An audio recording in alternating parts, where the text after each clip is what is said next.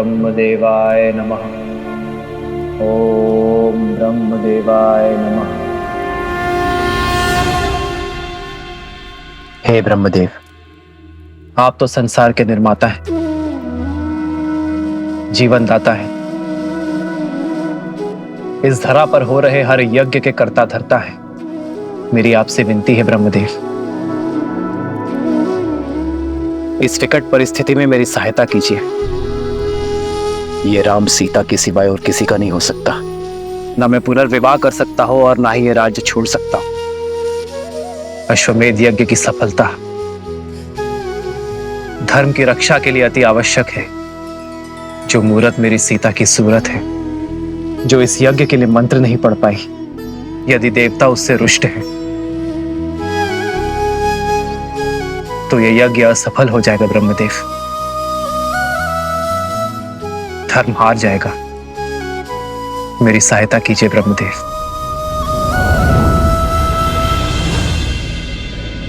ओम ब्रह्मदेवाय नमः। ओम ब्रह्मदेवाय नमः। ओम ब्रह्मदेवाय नमः। ओम ब्रह्मदेवाय नमः। ओम ब्रह्मदेवाय नमः। ओम ब्रह्मदेवाय नमः। महादेव, प्रणाम महादेव। प्रणाम देवी पार्वती। प्रणाम ब्रह्मदेव। समस्या विकट है, किंतु आपके अतिरिक्त किसी और के पास इस समस्या का कोई समाधान नहीं। ब्रह्मदेव, सृजन, जीवन और मृत्यु तीनों ही परस्पर जुड़े हुए हैं। जैसे ही सृजन का विचार आकार लेना आरंभ करता है, जीवन आरंभ हो जाता है। जैसे जैसे जीवन विकसित होता जाता है, मृत्यु का समय निकट आ जाता है और मृत्यु के आते ही एक नए सृजन का शंखनाद हो जाता है। परंतु अभी द्वापर और कलियुग आने में समय शेष है। ऐसे में यदि रामावतार ने इस युग में अपने कर्म पूरे नहीं किए तो द्वापर में राक्षसों और असुरों की शक्ति का प्रभाव बहुत अधिक बढ़ जाएगा। और यदि ऐसा हुआ ब्रह्मदेव, तो द्वापर युग का स्वरूप कलियुग जैसा होगा और स्वयं कलियुग का स्वरूप तो नरक से भी अधिक दुर्दांत और भीषण सिद्ध होगा। इसलिए यह अनिवार्य है कि त्रेता युग में नारायण का रामावतार अपने सभी उद्देश्य, अपने सभी कर्म सफलतापूर्वक पूर्ण करे। रही बात जीवन की रक्षा की, तो जीवन की रक्षा तो केवल सृजन अर्थात स्वयं ब्रह्म ही कर सकते हैं, मृत्यु नहीं। इसलिए हे ब्रह्मदेव, मेरे आराध्य नारायण की रक्षा केवल आप ही कर सकते हैं।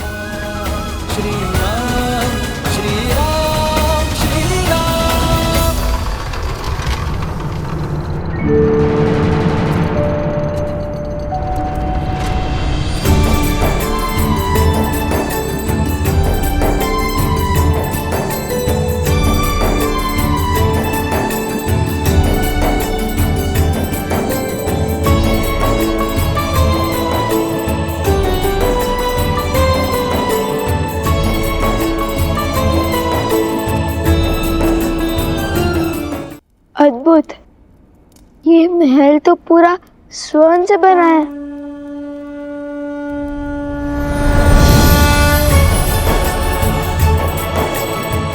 आइए आइए ऋषि कुमारों। मेरी नगरी आलोकपुरी में आप दोनों का स्वागत है। कहिए, किस प्रयोजन से आना हुआ? प्रणाम कुबेर देव। घर से तो माता सीता को खोजने का प्रण लेकर निकले थे, किंतु भगवान वाल्मीकि के आदेश अनुसार पहले हमें हमारी माता वन देवी के लिए स्वर्ण कमल लेने जाना है। असंभव को संभव करने की शर्त रखी है भगवान वाल्मीकि ने आपके समक्ष। देखिए, हमें स्वर्ण कमल दे दीजिए। क्षमा करें, वो संभव नहीं है। मेरी बात मानिए कुमारों, आप आश्रम लौट जाइए और अपना जीवन तपस्या में लगाइए। कदाचित उचित समय आने पर आपको वो स्वर्ण कमल मिल जाएगा। सुनिए, त्रिकालदर्शी है भगवान वाल्मीकि।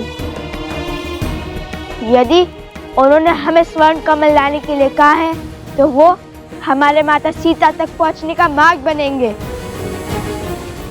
विनती कर रहे हैं, दे दीजिए स्वर्ण कमल, अन्यथा बल से छीन लेंगे।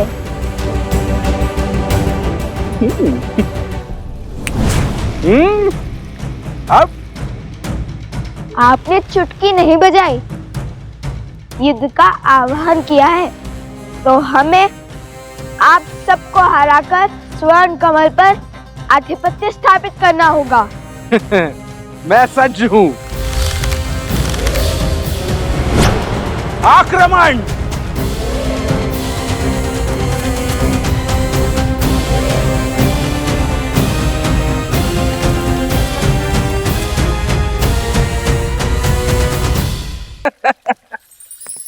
असंभव को संभव करने की शर्त रखी है भगवान वाल्मीकि ने आपके समक्ष।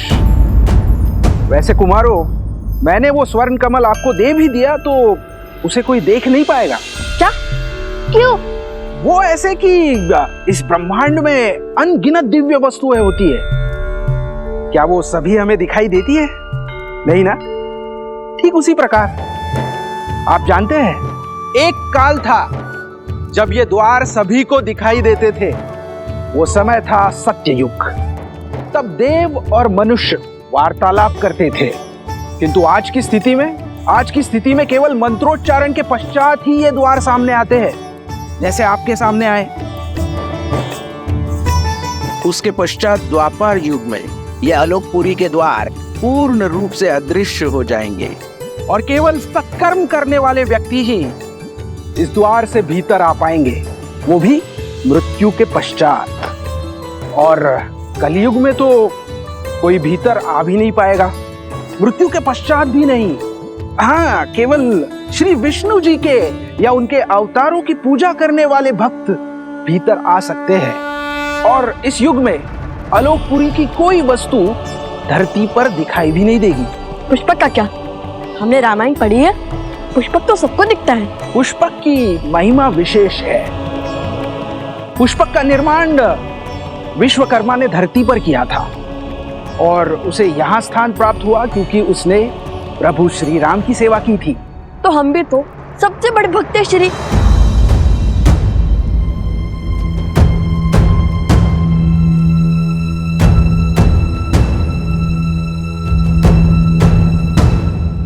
देखिए, हमें स्वर्ण कमल दे दीजिए। हमारे भगवान वाल्मीकि के आदेश का उल्लंघन नहीं कर सकते। क्षमा करें, वो संभव नहीं है। मेरी बात मानिए कुमारों, आप आश्रम लौट जाइए और अपना जीवन तपस्या में लगाइए। कदाचित उचित समय आने पर आपको वो स्वर्ण कमल मिल जाएगा। सुनिए, विनती कर रहे हैं, दे दीजिए स्वर्ण कमल, अन्यथा बल से छीन लेंगे।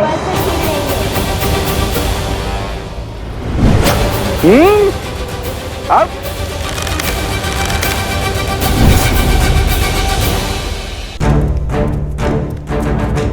कुश, ये यक्ष है, हम इन पर प्रहार नहीं कर सकते। पर ये हम पर प्रहार करने से चुकेंगे नहीं। परंतु मैंने ये भी नहीं कहा, ये हम अपना बचाव भी नहीं कर सकते।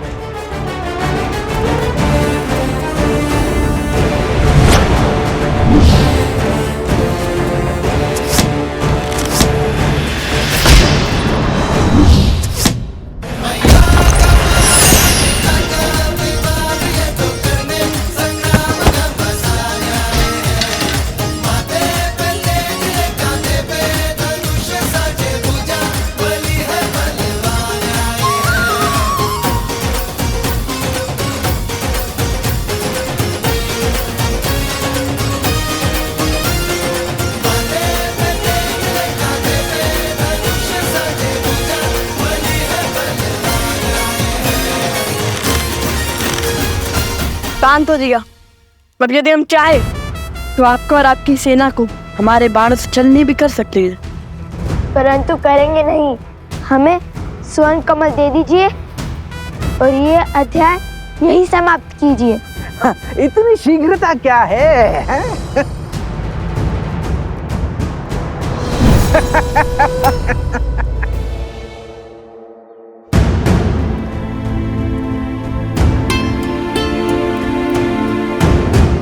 क्या हुआ वन देवी, कुछ चिंतित लग रही हैं आप। मन विचलित था तो सोचा ऋषि भारद्वाज से मिल लो, किंतु गुरु माँ वो ना तो अपने कुटीर में है और ना ही ध्यान क्षेत्र में। ऋषि भारद्वाज अपने आश्रम में है, ब्रह्मदेव जयंती की सज्जा का अवलोकन कर रहे हैं। वो हर वर्ष भव्य पूजा करते हैं ब्रह्मांड के सृजनकर्ता को प्रसन्न करने के लिए। अभी कुछ समय में लौट आएंगे। यदि ऐसा है तो गुरु माँ मुझे आज्ञा दीजिए, मैं जाके उनका मंदिर स्वच्छ कर देती हूँ। किसी कार्य में व्यस्त रहूंगी तो मन भी विचलित नहीं होगा। क्यों नहीं पुत्री, तुम्हारी श्रद्धा के दीप से पूरा आश्रम जगमगाएगा।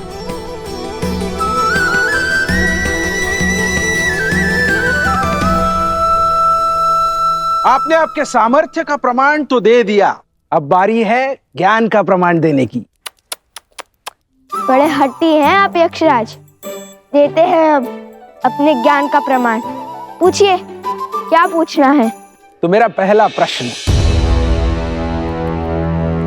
वो कौन सी अनमोल वस्तु है जो व्यक्ति दूसरे को दे भी सकता है और देने के पश्चात वो वस्तु उसके पास रह भी जाती है?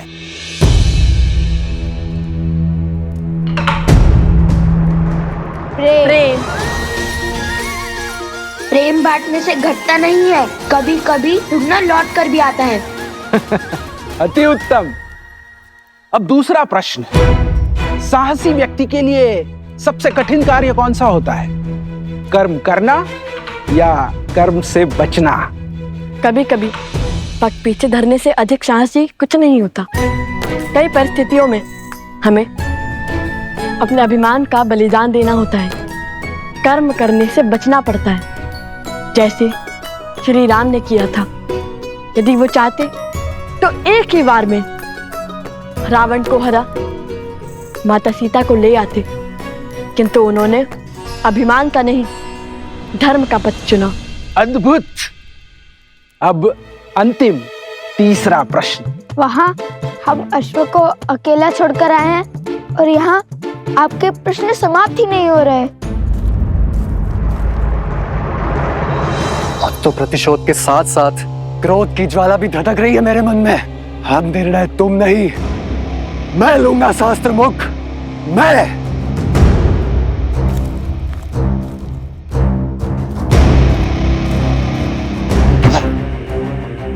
इतने वर्षों में कुछ भी नहीं कर पाया वो शास्त्र मुख रावण, और तो और अपने ही पुत्रों के प्राण लील गया।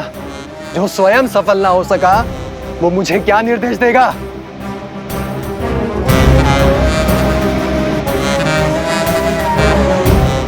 शीघ्र पूछिए ना, हमारे पास अधिक समय नहीं है। हाँ हाँ, इतनी शीघ्रता क्यों है? कुमारो, तनिक थोड़ा धैर्य तो रखो। अब तीसरा और अंतिम प्रश्न, बताइए, दुख, कष्ट, पीड़ा व्यक्ति को क्यों होती है? उसके पीछे कोई उद्देश्य है या केवल नियति?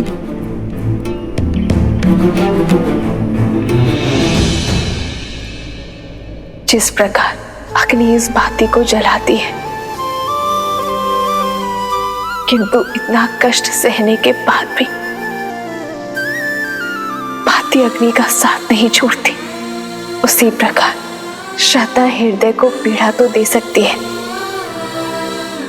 किंतु इसका अर्थ ये नहीं है कि तुम श्रद्धा का ही त्याग कर दो। पीड़ा, ये पीड़ा ही तो है जो आत्मा को ज्ञान का प्रकाश देती है। पीड़ा हमारे जीवन को साकार करती है। पीड़ा हमारे चरित्र को आकार देती है। कठिनाइयाँ और संघर्ष हमारे शिक्षक हैं। पीड़ा व्यक्ति के व्यक्तित्व को प्रकाशित करती है। ठीक उसी प्रकार जिस प्रकार बाती स्वयं जलकर अंधेरे कक्ष को जगमग करती है।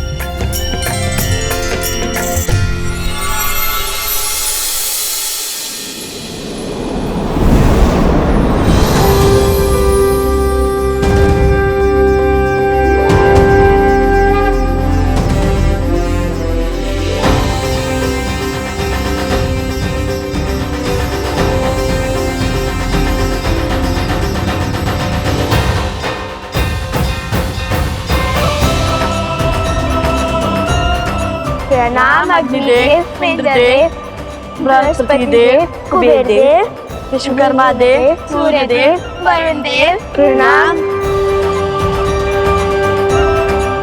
आयुष्मान भव पुत्र, आप दोनों अपनी परीक्षा में निपुण हुए और यह सिद्ध कर दिया कि आप दोनों केवल बल में ही नहीं अपितु बुद्धि से भी धनी हैं।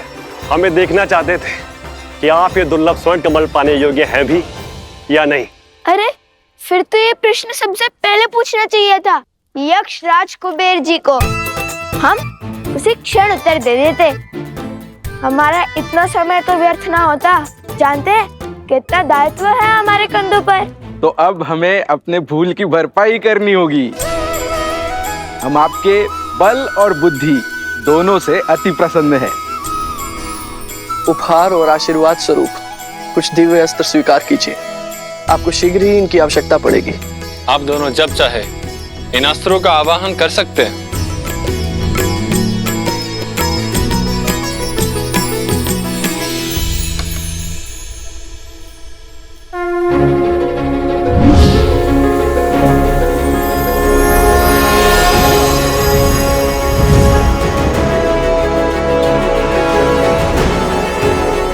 मेरी ओर से मेघस्त्र और जलस्त्र स्वीकार करें। मेरी ओर से ये आयुधास्त्र स्वीकार कीजिए। और मैं देवराज इंद्र तुम्हें अग्नि भेदास्त्र प्रदान करता हूं। और ये यमदेव का खड्ग मैं प्रदान करता हूं।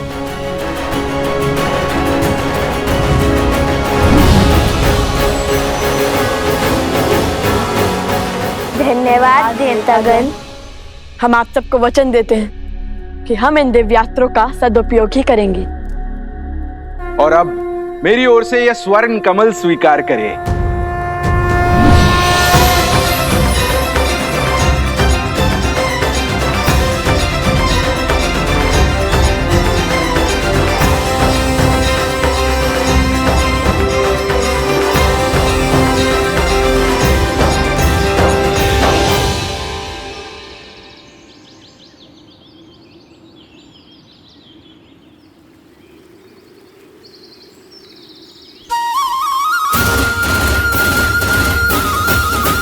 धन्यवाद कुबेर देव। भैया माता कितनी प्रसन्न होगी ना ये सुनकर कि हमने इतने सारे दिव्य अस्त्र पा लिए।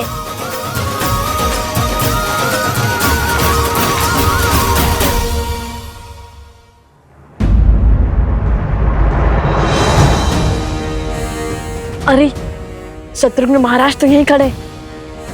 अब इनसे युद्ध करने के सिवाय हमारे पास और कोई उपाय नहीं है। किंतु ये माला थामकर कैसे लड़ेंगे?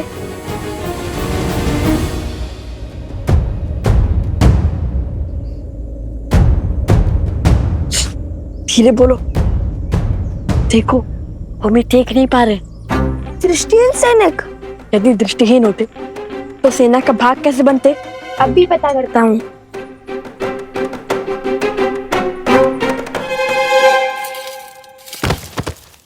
कौन है वहां? तुम्हारा काल।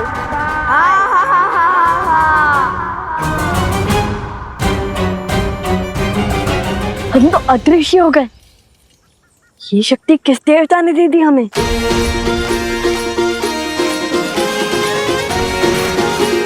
हा, हा,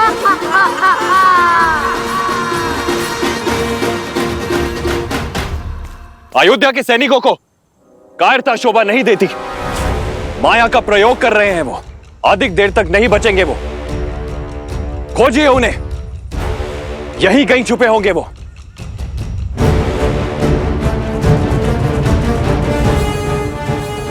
शीघ्र निकलते हैं यहाँ से।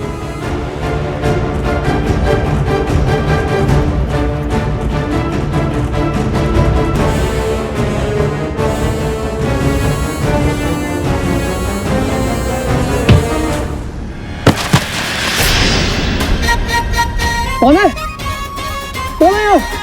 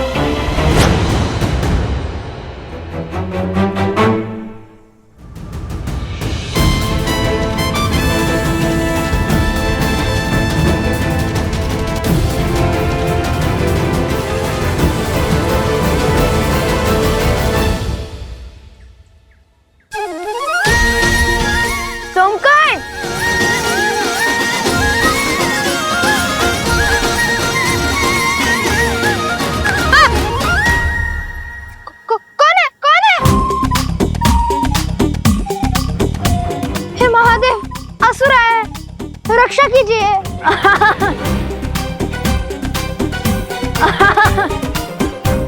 कुश,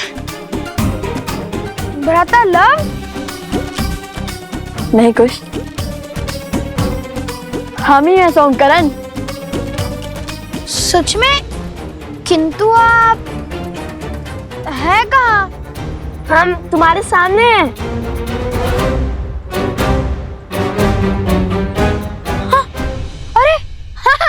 ये रे, किंतु दिखाई क्यों नहीं दे रहे? ये कैसी माया? अरे सब बताएंगे, सब बताएंगे। किंतु अभी तुम अपना हाथ आगे करो और ये माला पकड़ो।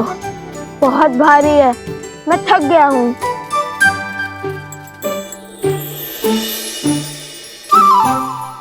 अरे सोमकर्ण, तुम तो अदृश्य हो गए और तुम दिखाई देने लगे। ये कैसे हुआ? अर्थात ये कोई दिव्य शक्ति नहीं, इस दिव्य स्वर्ण कमल की माया है। अरे लाओ लाओ सोमकर्ण, बस अब हो गया। अब मेरी थकान दूर हो गई।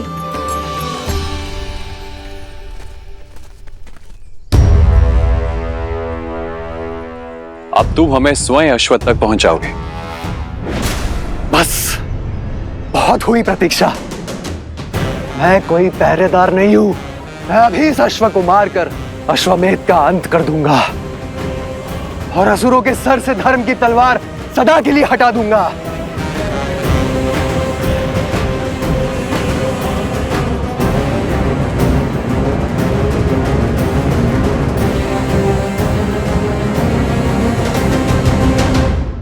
अब चलो, शीघ्र चलते हैं। अश्व हमारी प्रतीक्षा कर रहा होगा। हाँ ठीक है भैया, चलिए चलते हैं। हम ये माला अश्व को पहना देंगे, किंतु माता को नहीं देंगे। यदि माता दृश्य हो गई तो? यदि वो मेरी दृष्टि से एक क्षण के लिए भी ओझल हो गई तो मैं विचलित हो जाऊंगा।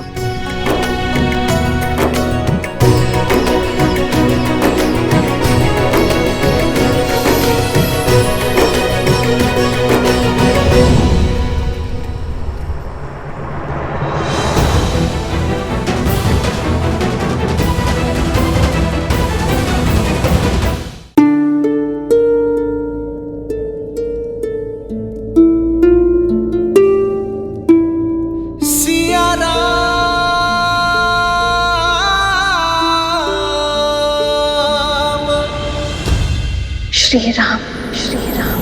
ओम ब्रह्मदेवाय नमः, देवाय नमः। ओम ब्रह्मदेवाय नमः। सीते, सीते।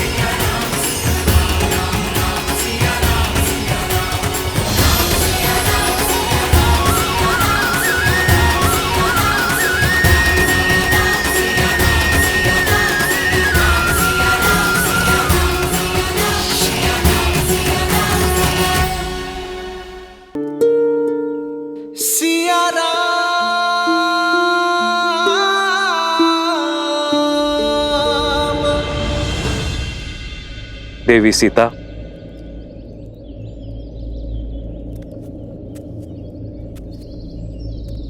प्रणाम ऋषिवर।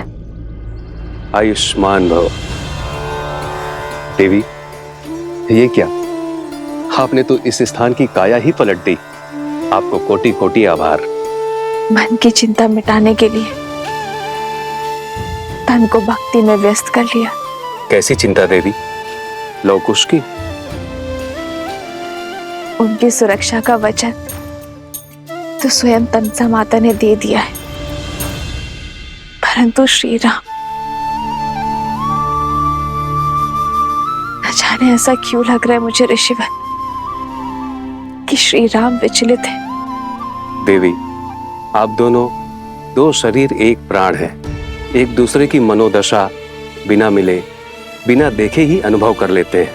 किंतु ध्यान रखिएगा, भोर खत्म होने से पहले रात्रि का अंधकार सबसे अधिक होता है। वैसे ही शुभ समय आने से पहले चिंताएं मन को घेर लेती हैं। और अब तो सभी चिंता के दूर होने का समय है। ये लीजिए ब्रह्मदेव का प्रसाद, इसे ग्रहण कीजिए। देवी, मैं आपको आश्वस्त करता हूं कि सृष्टि बनाने वाले आपकी समस्त चिंता का नाश अवश्य करेंगे।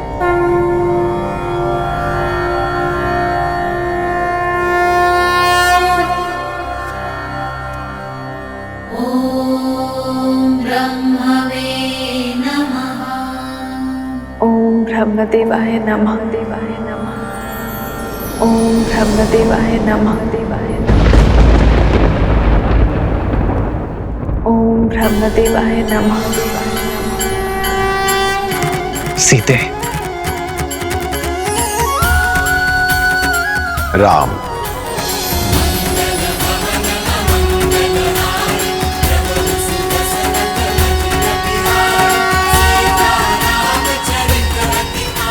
ब्रह्मदेव, तुम्हारा तप, मर्यादा धर्म को संसार में फैलाने की ललक अद्भुत। तुम्हारे जीवन की इस यात्रा में देवी सीता ने भी पूरा साथ दिया है। इसलिए मैंने इस सीता के पुतले को इतने प्राण दिए हैं, ये अश्व के लौटने और यज्ञ उत्पन्न विधि के संपूर्ण होने तक मंत्रो जाप कर सके। अभी अश्वमेध यज्ञ देवताओं को भी सहर्ष स्वीकार होगा और उनका आशीर्वाद तुम्हारे साथ है राम। यज्ञ का अभिमंत्रण अश्व को आसुरी शक्तियों और दुर्घटनाओं से बचाता है, किंतु केवल तब जब देवताओं का आशीर्वाद हमारे साथ हो। धन्यवाद ब्रह्मदेव।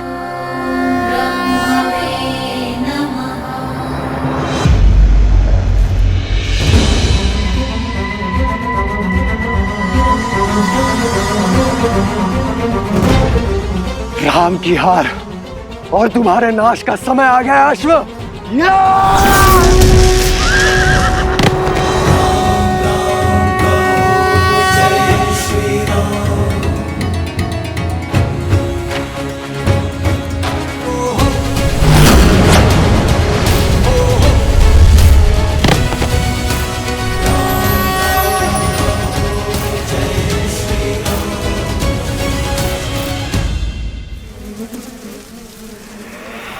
मूर्खाधिपति प्रबंधासुर, इतना भी नहीं जानते कि अश्वमेध का अश्व देवताओं की सुरक्षा में होता है।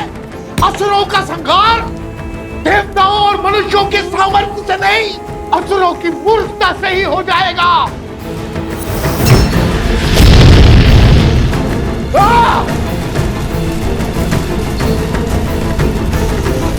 कुछ बोलते रहो कुछ, अन्यथा समझ नहीं आएगा कि तुम साथ हो कि पीछे छूट गए।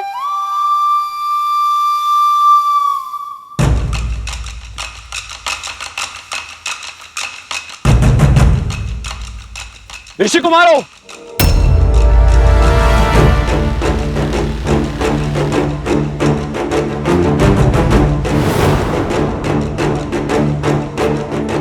मधुरापुरी, नरेश, शत्रुघ्न, आप सज्ज हो जाओ। इनसे युद्ध करे बिना हम आगे नहीं बढ़ सकते। मैं यहां यज्ञ का अश्व लेने आया हूं, चुपचाप उसे मुझे सौंप दो। वचन देता हूं मैं तुम्हें कि तुम्हें कुछ भी नहीं होगा। बड़े दयालु हैं श्री राम, क्षमा कर देंगे तुम्हें। सोमकरण, माला संभालो।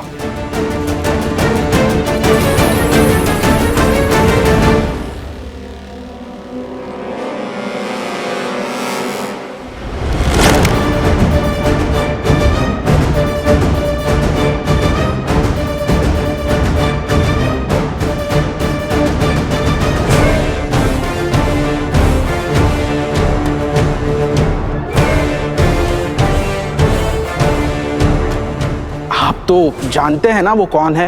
वो कोई साधारण बालक नहीं है, वो अनमोल रत्न है, केवल मेरे लिए नहीं अपितु समस्त संसार के लिए।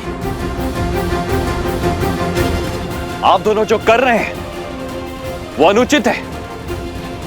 मेरी विनती सुनिए और समय रहते अपनी भूल सुधार लीजिए। यज्ञ के अश्व को रोकना पाप ही नहीं, अपराध भी है। हम बालक अवश्य हैं, किंतु अबोध नहीं। हम आपका बहुत सम्मान करते हैं राजानुज, किंतु अभी ये अश्व हमने पकड़ा है तो उपाय केवल एक ही है, युद्ध।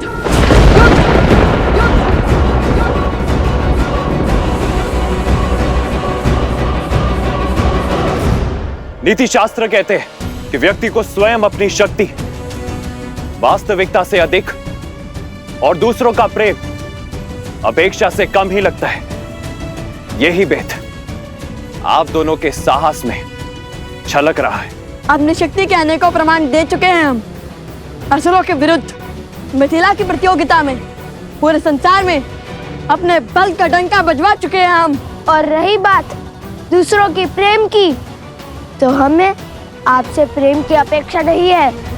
यदि आप युद्ध से पहले हमें सुप्रभात कह देंगे तब भी हमारी आंखें भर आएंगी। देखिए, मेरे पास पूरी सेना है और आप दोनों बिल्कुल अकेले हैं। युद्ध शास्त्र कहता है कि सेना के सामने युद्ध करने का साहस तो महारथी को भी नहीं करना चाहिए। जैसे सर्पों के टोले में नागराज महाबली होकर भी नहीं जाता। नागराज भले ही ना जाए, गरुड़ या नेवले अकेले जाते हैं सर्पों की टोली में। स्वयं को क्या समझते हो, गरुड़ या नेवला?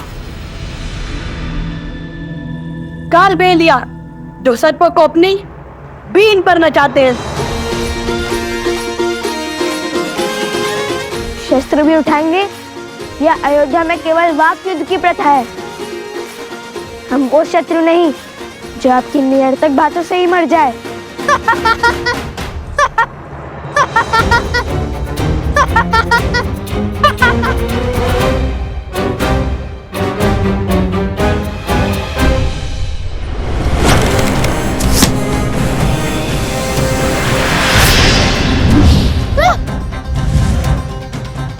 आप दोनों शत्रु नहीं, अपराधी हैं। अयोध्या के अश्व का हरण कर पाप किया है आप दोनों ने।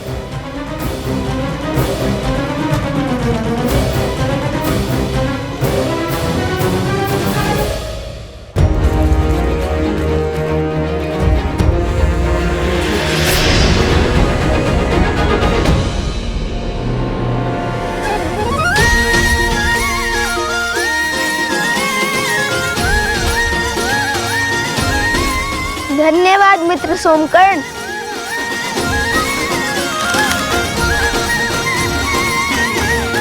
अश्व को रोकना अपराध नहीं, चुनौती है, चुनौती है जो हमने स्वीकारी है, हमने स्वीकारी है।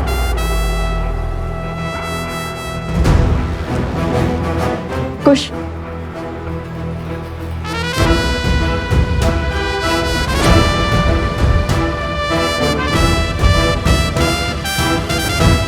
आपका शत्रु स्वयं चुनौती बन यहाँ वहाँ घूम रहा है।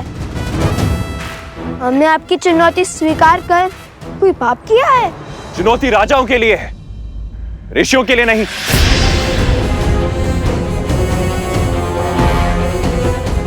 क्या बताएंगे आप? कहां के राजा हैं आप? राजा ना होकर अश्व को रोकना अपराध की श्रेणी में ही आता है। ऐसा तो कहीं नहीं लिखा है। लिखा नहीं है, किंतु असत्य भी नहीं है। ये हमारे राजा है। मेरे ज्येष्ठ भ्राता अवसरा ने इनका राज्य विषय किया है।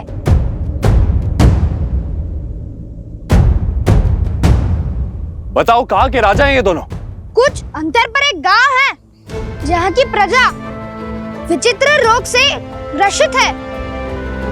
उस गांव की प्रजा की रक्षा करने का संकल्प किया तो उसी क्षण मेरे भ्राताश्री ने लव भैया का राज्याभिषेक और कुश का युवराज पद पर अभिषेक कर दिया।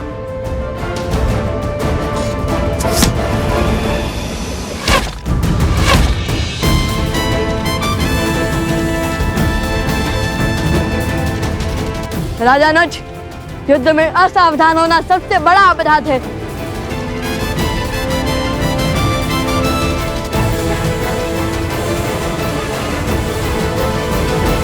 सैनिकों, महाराज ने किसी का भी रक्त बहाने से निषेध किया है। स्मरण रहे, इन ऋषि कुमारों को केवल हमें बंदी बनाना है।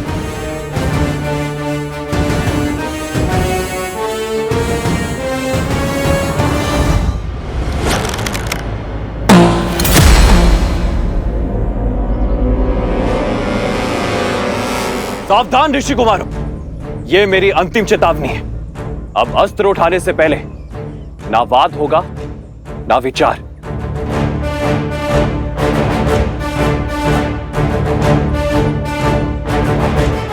यदि अब भी ये नहीं रुके तो मुझे इन पर प्रहार करना ही होगा। मेरा पहला धर्म अपने महाराज की आज्ञा का पालन करना है। सैनिकों, जाओ और पकड़ लाओ इन्हें।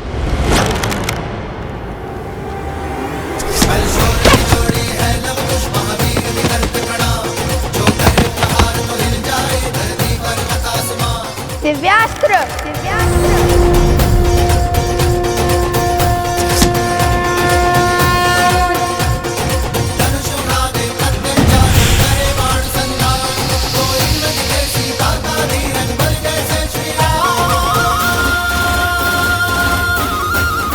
संपूर्ण संसार में मर्यादा धर्म का प्रचार हो रहा है और आप दोनों धर्म स्थापना के मार्ग में अवरोध बनकर पाप कर रहे हैं।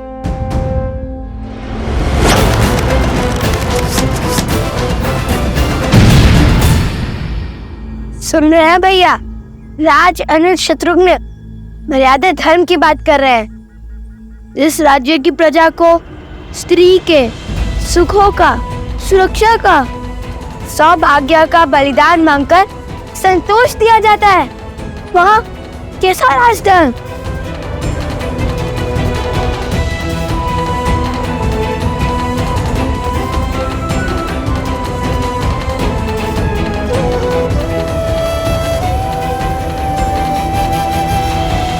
आप दोनों का क्या संबंध है अयोध्या की महारानी से?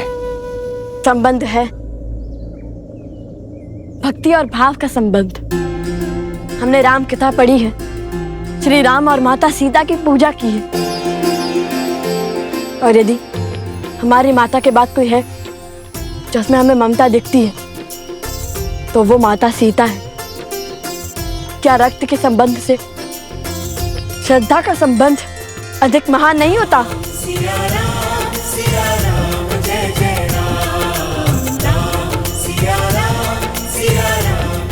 सूर्यवंश के इन सूर्य का तेज अयोध्या तक नहीं पहुंचना चाहिए। आप किसी से कुछ नहीं कहेंगे भैया।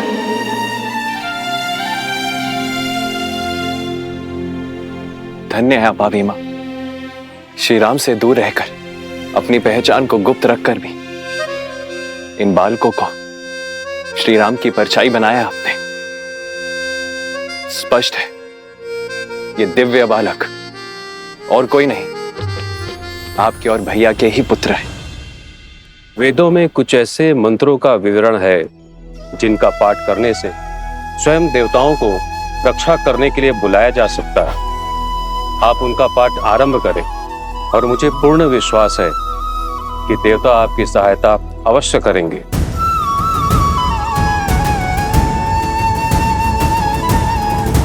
मैं आपको वो वेद मंत्र बताती हूँ वन देवी।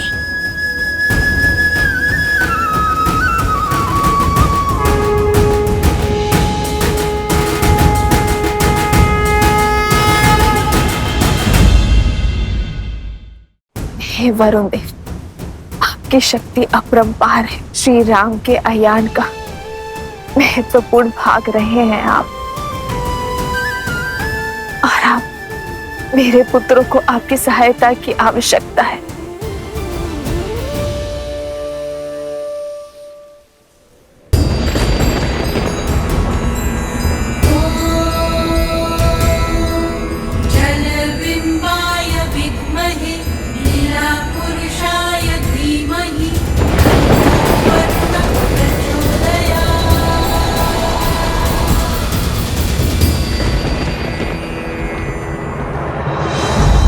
मुझे जाने की आज्ञा दीजिए भैया।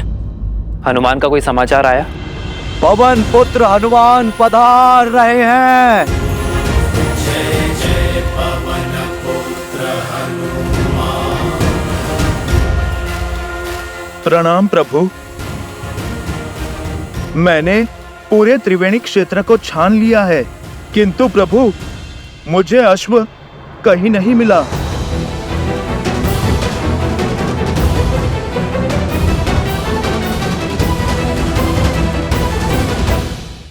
प्रभु, शत्रुघ्न सेना ने भी अपना पथ बदल लिया है। प्रभु मुझे लगता है वो किसी युद्ध में उलझ गए हैं। महाराज, हमें तुरंत सेना भेजनी चाहिए। भरत भैया, अभी पूरी सेना भेजने की आवश्यकता नहीं है। प्रभु, यदि आपकी आज्ञा हो तो मैं युद्ध में शत्रुघ्न भैया की सहायता के लिए जाऊं।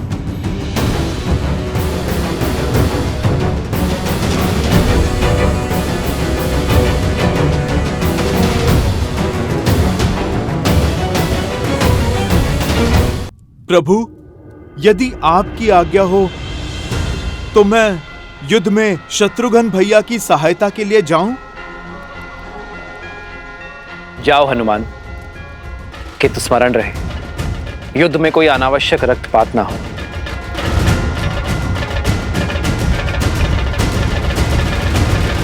जय श्री राम। जय हनुमान ज्ञान गुण सागर, जय कपीस तिहु लोक उजागर, रामदूत अतुलित बल धामा, अंजनी पुत्र पवन सुत नामा। जय महाबली हनुमान।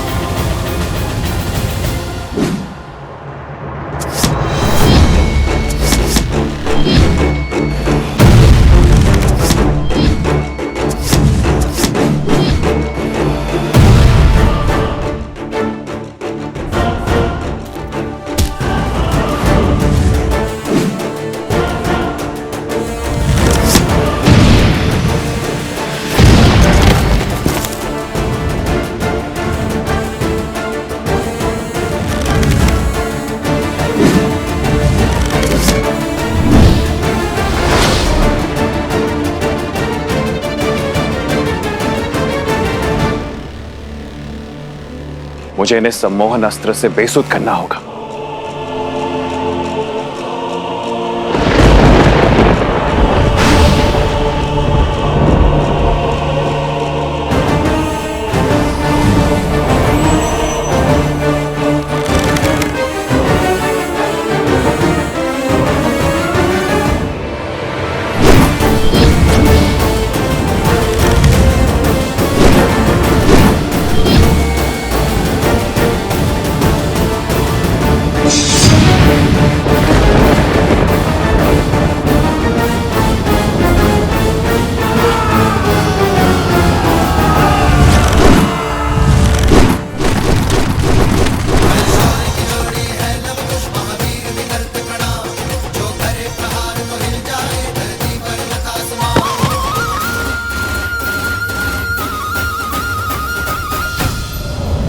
नागस्त्र।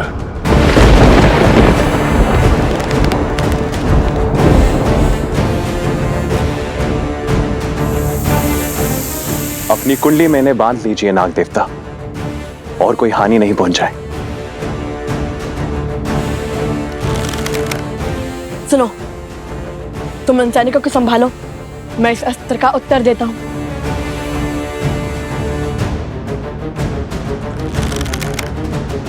गरुड़ास्त्र, गरुड़देव हमारी रक्षा कीजिए।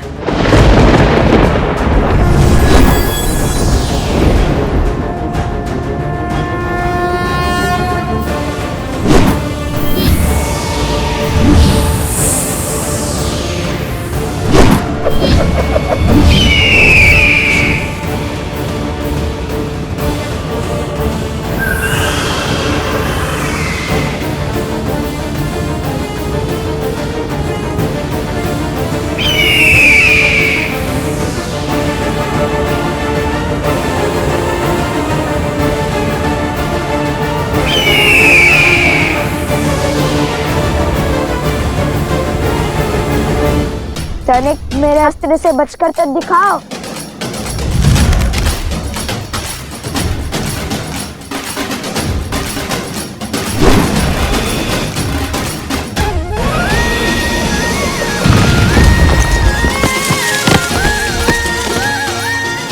अरे संभाल कर, सैनिक आगे तो देखो।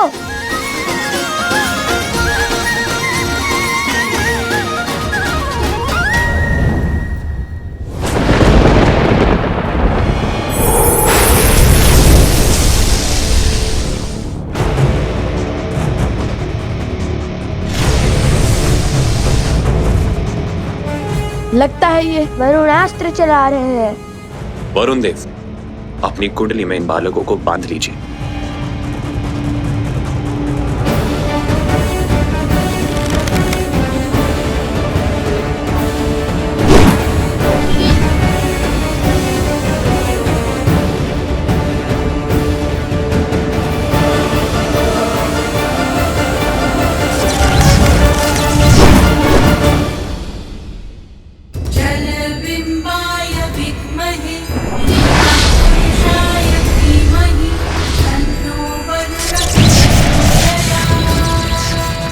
असंभव, वरुण देव इनके पक्ष में क्यों है?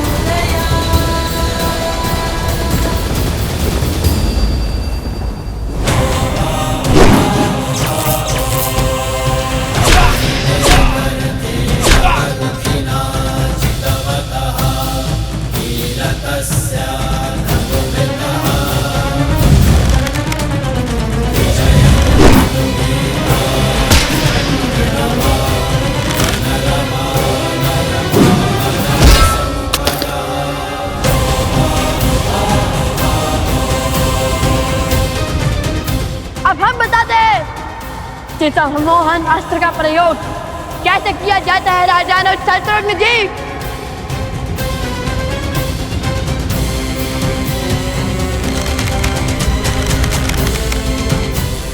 इस पराजय ने जितना संतोष मुझे दिया है, उतना आज तक मुझे किसी विजय ने नहीं दिया।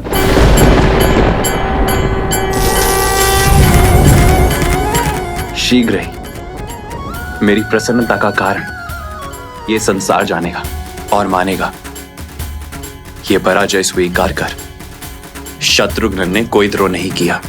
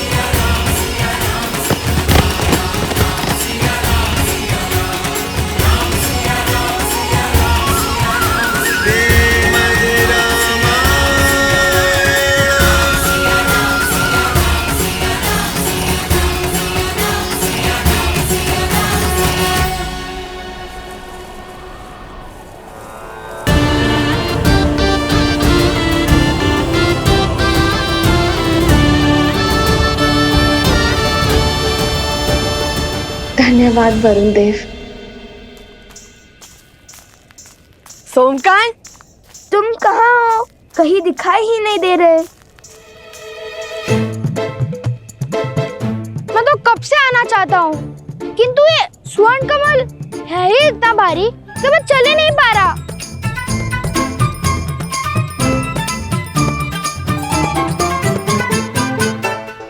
लाओ।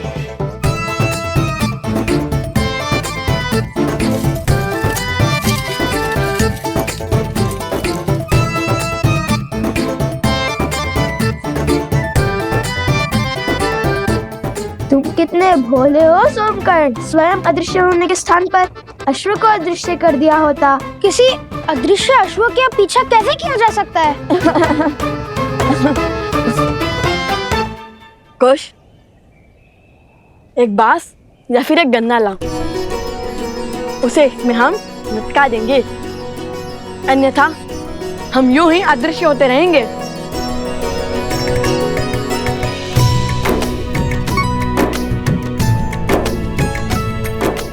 सोमकर्ण, तुमने असत्य कहा है कि हमारा राज्याभिषेक हुआ है, किंतु अब उस असत्य को सत्य बनाना होगा हमें। अयोध्या से अन्य कोई सेना आए उससे पहले हमें वो औषधि खोजनी होगी और उन गांव वालों को उनके रोगों से मुक्त कराना है। ये लीजिए भैया।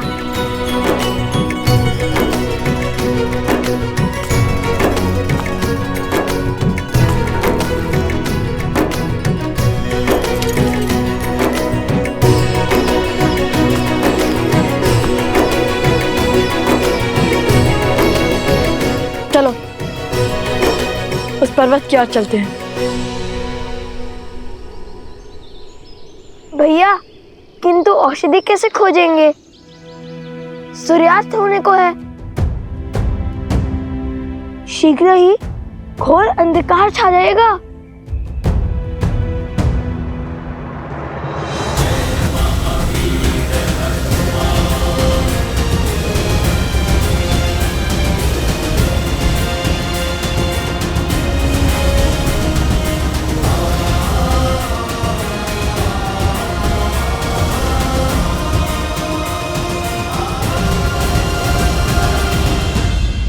पिताश्री, शत्रुघ्न समझ चुके हैं लव कुश और कोई नहीं, श्री राम और माता सीता के पुत्र हैं और स्वयं उनके भतीजे हैं। किंतु संसार उन्हें इस निर्णय के लिए राजद्रोही क्यों कहेगा? कर्तव्य और भाव के बीच चुनाव कैसे किया जाए? क्या हृदय का कोई स्थान नहीं? प्रिय गणेश, यूं समझ लो कि कर्तव्य कलकल करते एक नदी की भांति है, जिसकी अपनी ही गति है, अपनी ही दिशा है और अपना ही एक उद्देश्य है, जिसे धर्म निर्धारित करता है। और हमारा हृदय और उसकी भावनाएं वो वायु से उत्पन्न हुई लहरों की भांति होती हैं, जो आती जाती रहते हैं, कभी स्थिर तो कभी अस्थिर। परंतु जब ये लहरें ही नदी की दिशा निर्धारित करने लगे तो नदी अपने पथ से भटक जाती है। भाव हमें अपने अधीन कर कर्तव्यों से विमुख कर देता है। हाँ पुत्र, तुम्हारी माता का कहना सर्वथा उचित है और ऐसे में कर्तव्य ही है जो हमें बल देता है। और जब हम कर्तव्य के पथ पर चलते हुए स्वयं को तन मन से संपूर्ण रूप से समर्पित कर देते हैं, तब हमें केवल सत्य के समक्ष ही नतमस्तक होने की आवश्यकता पड़ती है, क्योंकि सत्य ही धर्म है और धर्म ही है जो हमें ईश्वर से जोड़ने की शक्ति रखता है।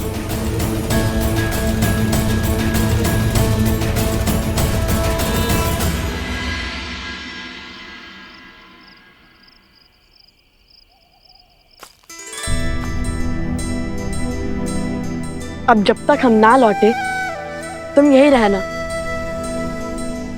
हम एक और वचन निभा कर आते हैं। उन गांव वालों की रक्षा के लिए पर्वत से औषधि लाती है।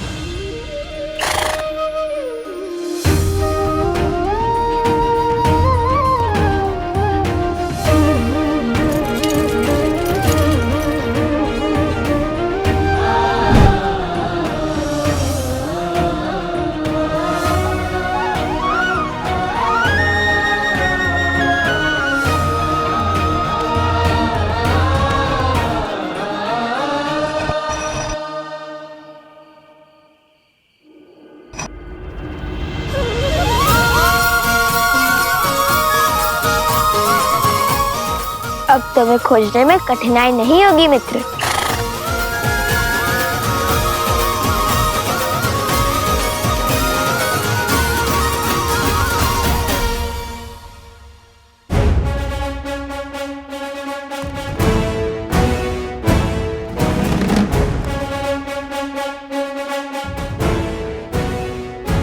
भैया, गांव की रक्षा के लिए हरित ऋषि पहुंच गए होंगे और हमारी प्रतीक्षा कर रहे होंगे। किंतु यदि ऊपर अनेक वनस्पति हुई तो हम उनमें से एक जड़ी बूटी कैसे पहचानेंगे? मैं भी तो वही सोच रहा हूँ। जब हनुमान जी संजीवनी लेने गए थे तब विद्या सुषेण जी ने उन्हें क्या कहकर भेजा था? यही कि संजीवनी बूटी चमकती है। बूटी चमकती है जैसे अधर्म के अंधकार में धर्म का प्रकाश चमकता है।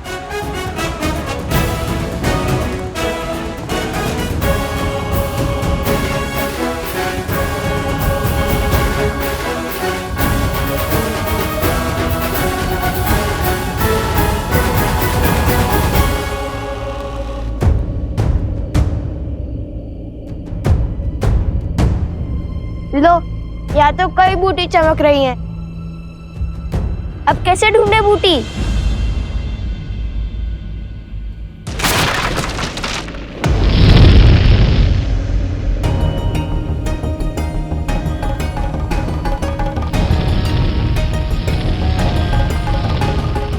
इससे पहले कि समय हाथ से फिसल जाए, मुझे स्वयं जाकर वो दुर्लभ जड़ी बूटी लानी होगी, क्योंकि लवकुश को आने में समय लग रहा है। उन्हें तो ज्ञात ही नहीं होगा कि वो बूटी कौन सी है। हम आपके साथ चलते हैं ऋषि हरित। आपको जाने की कोई आवश्यकता नहीं है ऋषिवर।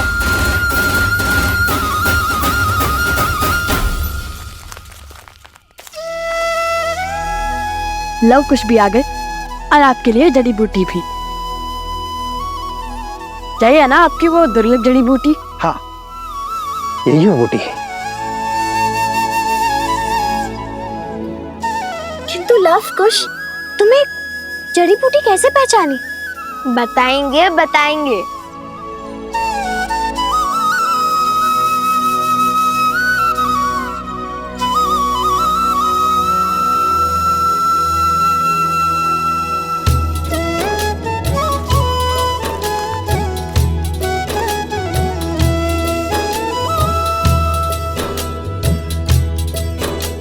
सहस्त्राक्षम शतधार वृषिभ पावनम कृतम तेना सहस्त्रधारेण पवमानः पुनातुमाम। सहस्त्राक्षम शतधार वृषिभ पावनम कृतम तेना सहस्त्रधारेण पवमानः पुनातुमाम। सहस्त्राक्षम शतधार वृषिभ पावनम कृतम तेना सहस्त्रधारेण पवमानः पुनातुमाम।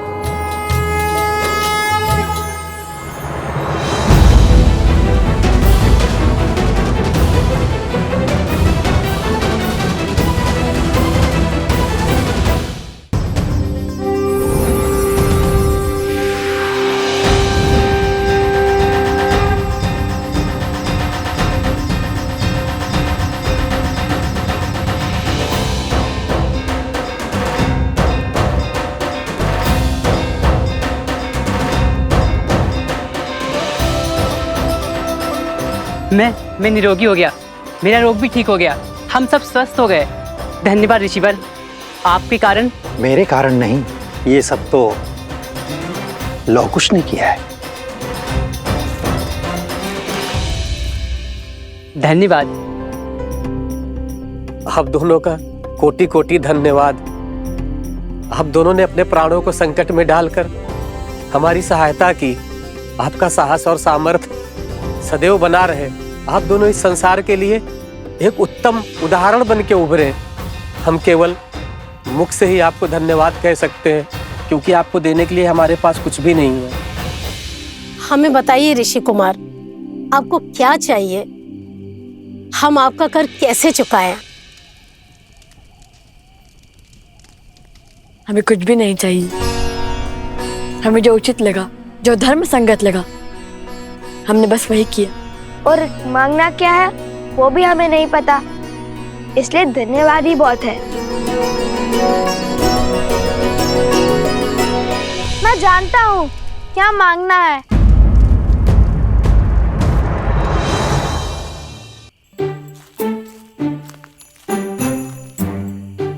अभी कुछ समय पहले मैं एक मिथ्या कहकर आया हूँ, उसे सत्य करने का समय अब आ गया है।